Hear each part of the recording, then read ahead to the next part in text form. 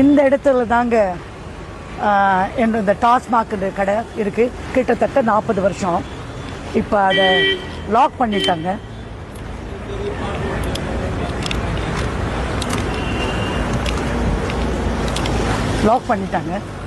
ரொம்ப நன்றி தமிழக முதலமைச்சருக்கு. நான் என்னுடைய ஸ்கூல் இங்கேருந்து 5வது பில்டிங் காமிக்கிறேன். வாங்க.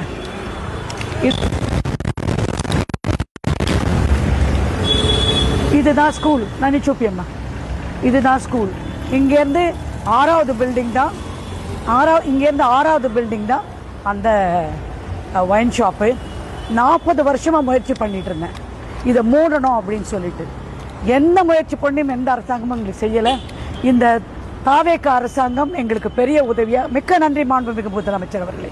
இது மூடிட்டீங்க. என் குழந்தைங்க, ஆயிரக்கணக்கான குழந்தைங்க இந்த தெருவில் போயிட்டு இருந்தது.